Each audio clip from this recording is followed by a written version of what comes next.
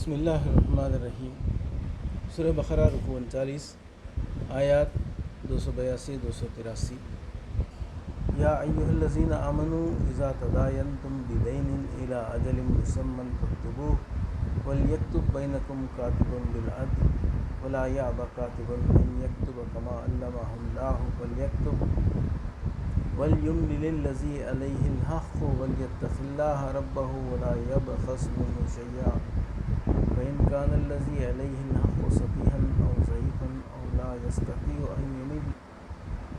يستطيع أن يمل هو فليملل وليه بالعدل واستشهدوا شهيدين من رجالكم فإن لم يكونا رجلين فرجل وامرأتان ممن ترضون من الشهداء أن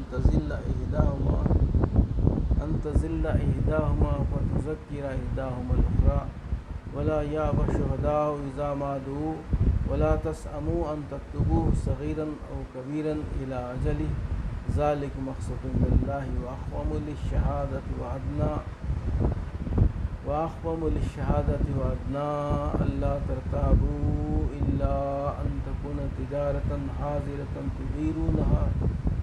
حاضرة تديرونها بينكم فليس عليكم جناح الا تكتبوها واشهدوا اذا تبايعتم ولا يضار كاتب ولا شهيد وان تفعلوا فانه فسوق بكم واتقوا الله ويعلمكم الله والله بكل شيء عليم وان كنتم على سفر ولم تجدوا كاتبا فرهان مقبوضة فإن أمن بعضكم بعضا فليؤد الذي اؤتمن أمانته وليتق الله ربه ولا تكتموا الشهادة ومن یکتمھا فإنہ آثم قلبہ واللہ بما تعملون علیم۔ اے لوگوں جو ایمان لائے ہو، جب کسی مقرر مدت کے لیے تم آپس میں لین دین کرو تو اسے لکھ لیا کرو۔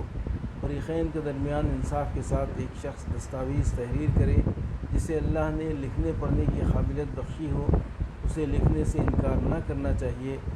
وہ لکھے اور املا وہ شخص کرائے جس پر حق آتا ہے، یعنی قرض لینے والا، اور اسے اللہ اپنے رب سے ڈرنا چاہیے کہ جو معاملہ طے ہوا ہو اس میں کوئی کمی بیشی نہ کرے۔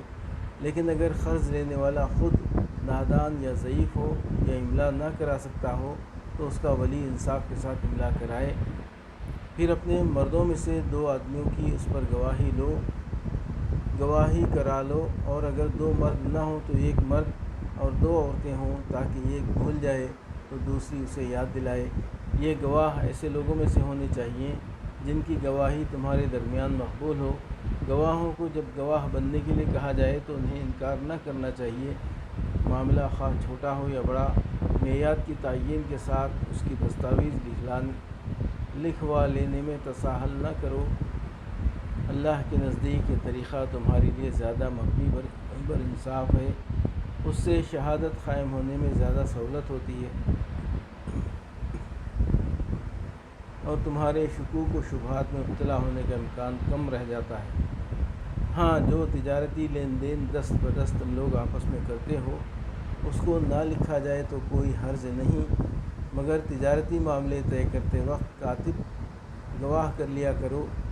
کاتب اور گواہ کو ستایا نہ جائے، ایسا کرو گے تو گناہ کا ارتکاب کرو گے۔ اللہ کے غضب سے بچو، وہ تم کو صحیح طریق عمل کی تعلیم دیتا ہے اور اسے ہر چیز کا علم ہے۔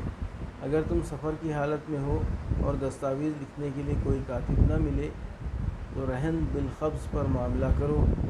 اگر تم میں سے کوئی شخص دوسرے پر بھروسہ کر کے اس کے ساتھ کوئی معاملہ کرے تو جس پر بھروسہ کیا گیا ہے اسے چاہیے کہ امانت ادا کرے اور اللہ اپنے رب سے ڈرے، اور شہادت ہرگز نہ چھپاؤ۔ جو شہادت چھپاتا ہے اس کا دل گناہ میں آلودہ ہے اور اللہ تمہارے اعمال سے بے خبر نہیں ہے۔